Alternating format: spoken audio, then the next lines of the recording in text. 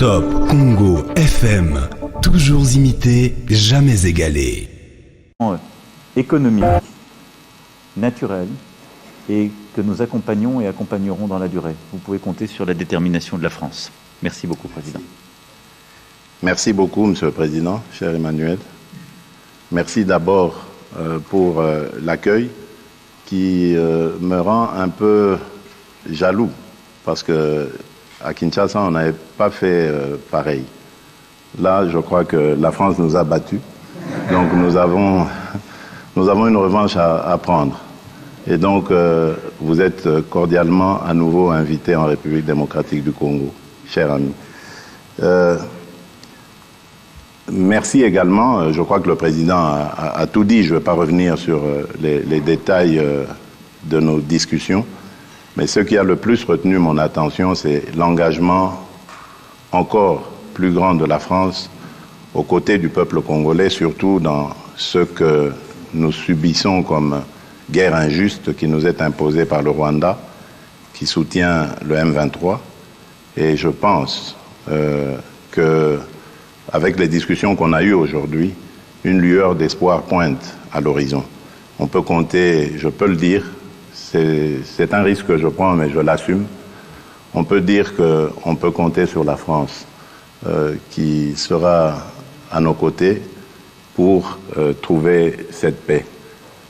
Parce que de la paix dépendra maintenant beaucoup d'autres choses, notamment le développement par l'investissement des opérateurs économiques français dans tout ce qu'il y a comme opportunité à saisir en République démocratique du Congo.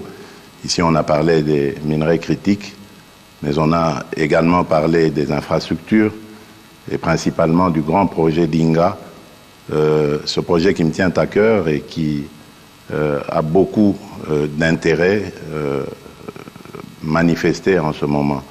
Et la France veut être aux premières loges pour nous accompagner dans la réalisation de ce projet. Je crois que nous avons eu une très très belle discussion et moi de mon côté je peux dire j'ai eu un excellent séjour. Avant de rencontrer le président Macron, j'ai rencontré plusieurs représentants de la classe politique française, des institutions françaises, et ça s'est très très bien passé au Sénat, à l'Assemblée nationale, et ce matin au ministère de la Défense. Je repars très satisfait et très optimiste quant à l'avenir des relations franco-congolaises. Que vivent d'ailleurs ces relations franco-congolaises. Monsieur le Président, encore une fois, merci. Merci.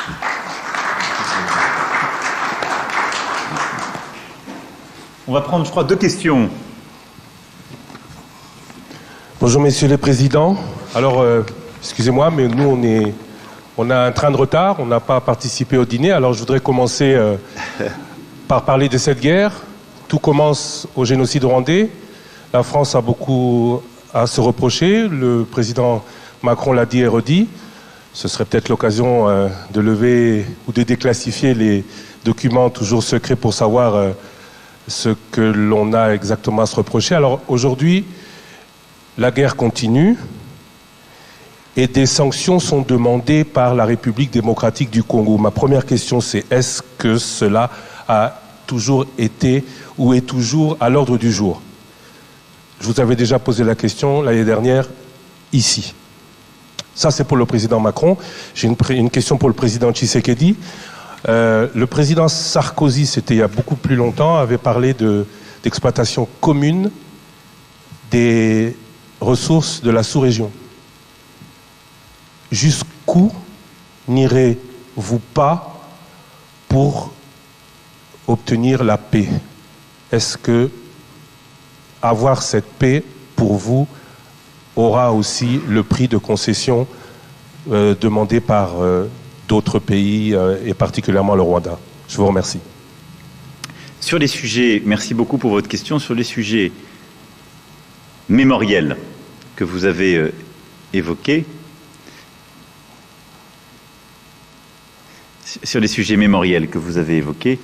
je veux ici être très clair.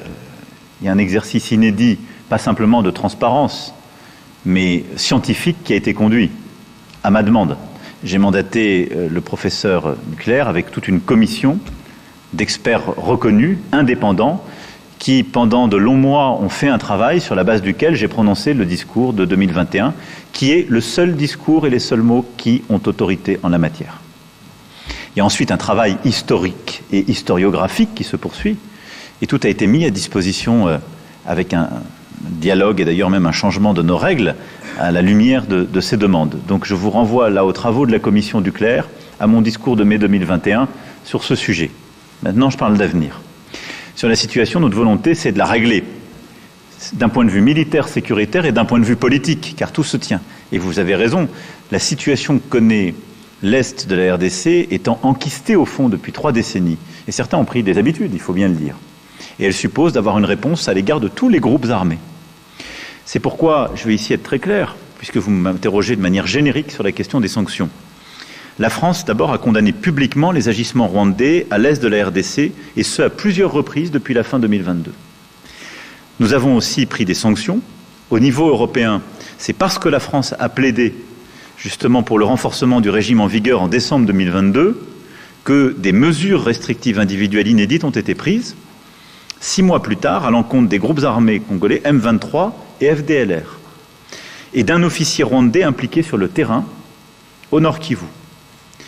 Nous continuerons à explorer cette voie à chaque fois qu'elle sera nécessaire. On a d'ailleurs parlé très précisément avec le président de ce sujet.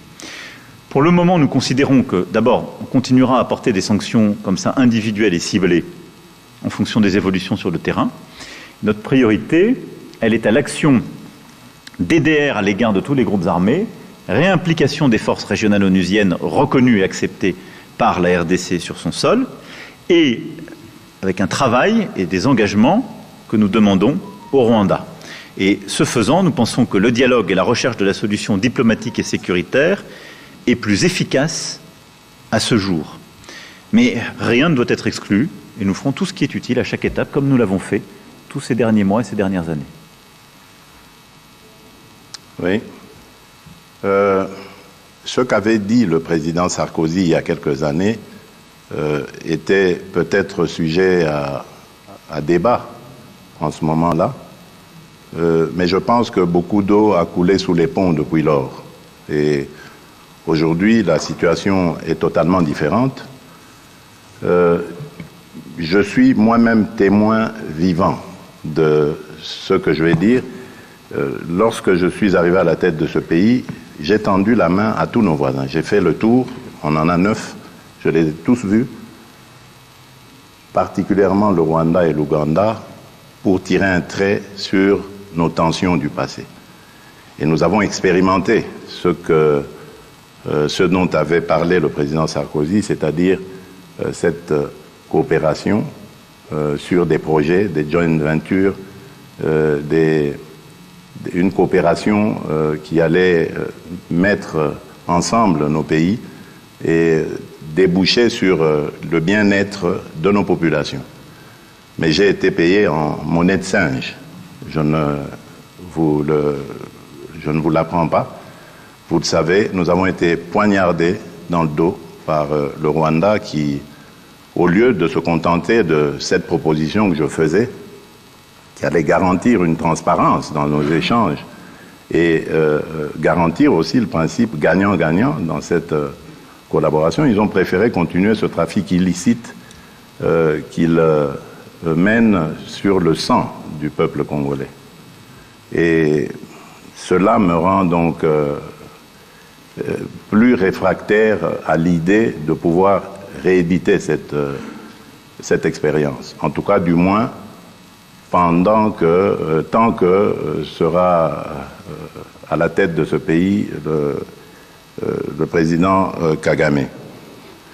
Peut-être que les choses évolueront, qui sait, mais en ce moment, malheureusement, le rêve du président Sarkozy n'est pas réalisable en République démocratique du Congo. Bonjour, James André pour France 24. Alors au fond, j'ai une question qui est pour vous deux, présidents d'ailleurs. C'est-à-dire qu'en fait, on voit que le processus de Luanda patine depuis maintenant 1 an. On peut dire que la situation dans le Nord Kivu est pire aujourd'hui qu'elle ne l'était il y a 1 an, avec le M23 qui a avancé, qui entoure Goma. Il n'y a pas de dialogue. Vous venez finalement de le dire à l'instant, Monsieur Tshisekedi, vous ne voulez pas parler à Paul Kagame pour l'heure. Donc ma question est d'abord, pour vous, qu'est-ce qu'il faudrait pour que eh bien, vous vous mettiez à la table et que ces discussions puissent reprendre? Et Monsieur le Président Macron, je voudrais savoir si vous pensez aujourd'hui que la France, qui est engagée à la fois au Rwanda, on le sait, fortes relations diplomatiques et militaires, et avec la RDC, peut encore, on va dire, peser sur ce processus qui, on le voit, se porte très mal. Il y avait eu avant cela le processus de Nairobi, qui lui aussi s'était terminé en échec. Donc comment peut-on sortir de ce nœud? À la fois, que peut faire la France et qui faudrait-il pour que vous alliez parler, Monsieur Kagame? Mais vous l'avez dit, monsieur le journaliste, en parlant de Goma, vous avez dit que Goma est presque totalement asphyxié. C'est fait exprès parce qu'ils ont profité d'un moment d'accalmie, moment que nous avons saisi pour donner la chance à la paix, à la demande de nos partenaires, pour avancer leurs troupes et ainsi essayer de couper la ville de Goma de tout approvisionnement, l'asphyxier et donc pouvoir la prendre. Je peux vous garantir que nous sommes en train de travailler pour que cela n'arrive pas. Et tant que cette situation sera comme elle est, ce sera impossible de parler. Vous ne pouvez pas parler avec quelqu'un qui vous maintient le couteau à la gorge. Ce n'est pas possible.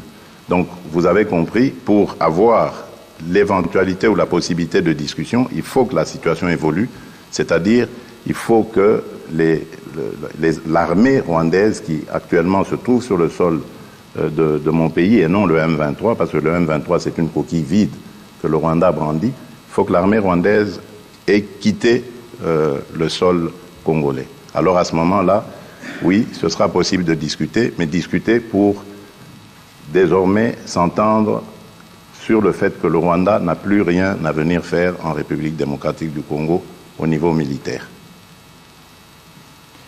D'abord, je voudrais défendre quand même le travail qui est fait par l'Angola et son président, parce que je peux toujours critiquer les processus, mais enfin, il a le mérite d'exister et il n'y a pas beaucoup de concurrents. Donc l'engagement du président Lourenço est une chance pour la sous-région et je crois vraiment pouvoir le dire pour la RDC aussi. Et il le fait avec beaucoup d'engagement, de courage et de ténacité. Et donc nous soutenons ces efforts et nous nous coordonnons très étroitement avec ce qui est fait par le président Lourenço. Ensuite, la priorité aujourd'hui, ça a été dit, c'est un processus de désarmement et de sortie du territoire des groupes armés qui n'ont rien à y faire. Alors désarmement et encadrement, si je puis m'exprimer ainsi, des FDLR, d'une part, et retrait des forces rwandaises qui sont sur le sol congolais. Ça, c'est la priorité. Puis, désarmement du M23 et processus d'accompagnement. Bon. Donc, la priorité, elle est là, elle est sécuritaire, c'est le plan sur lequel on a travaillé. Et donc, pour moi, c'est véritablement ces premiers pas maintenant qui doivent être mis en œuvre dans un dialogue que nous allons essayer d'accompagner. Le rôle de la France est d'abord d'avoir une voix claire sur la question de la souveraineté territoriale en Afrique. Et je pense que c'est très attendu sur le continent et c'est très attendu pour la crédibilité même de notre action. Je l'ai dit, il n'y a pas de double standard. Et donc on ne peut pas dire chaque jour que la souveraineté territoriale en Europe justifie des efforts massifs et notre soutien à l'Ukraine, mais que la souveraineté territoriale de la RDC, ce serait une question secondaire. Non. Donc ça, on y tient. La deuxième chose, c'est que parce que nous parlons à toutes les parties, c'est d'essayer d'aider cette médiation. Et comme nous l'avons fait aujourd'hui, je remercie encore une fois le président qui a pris des engagements clairs sur les FDLR, qui suppose un engagement aussi très fort de la communauté internationale et des forces onusiennes, mais son poids politique est important pour ce processus. Il a du coup de la valeur vis-à-vis des Rwandais que je me fais fort de convaincre d'un retrait en parallèle de leurs forces qui n'ont rien à faire sur le sol congolais. Et si on arrive à réenclencher un tel processus, la confiance se crée. Je suis très prudent, parce que vous avez raison de rappeler que les derniers mois ont plutôt été vers un accroissement des tensions. mais il nous faut réengager. Le rôle de la France est celui-là, c'est de le faire avec beaucoup de transparence, avec la défense de nos principes, des équilibres de la sous-région, et de le faire en lien très étroit avec les médiations régionales. Donc nous allons continuer de nous engager de bonne foi sur des principes très clairement établis dont nous avons parlé ensemble et que je vous ai exposés dans la plus grande transparence. Je pense qu'on peut y arriver, je dirais même que nous devons y arriver. La réalité, c'est celle que votre confrère évoquait juste avant, c'est que nous parlons là d'une situation qui, depuis 3 décennies, s'est installée. Et donc, nous avons raison de nous y attacher collectivement, mais ça va supposer beaucoup de courage de tout le monde et un réengagement massif à tous égards. C'est aussi pour ça que tout ce qui est fait pour reformer, recréer l'unité des forces armées en RDC et reprendre la totalité de la souveraineté du territoire est très important côté congolais. Merci beaucoup. Merci mesdames et messieurs et merci à nouveau au président. Merci Emmanuel.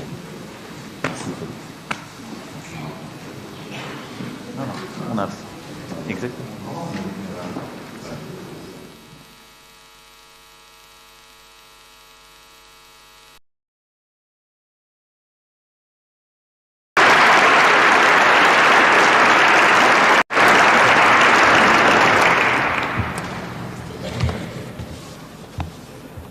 La vie sans phare. FM, toujours imité, jamais égalé.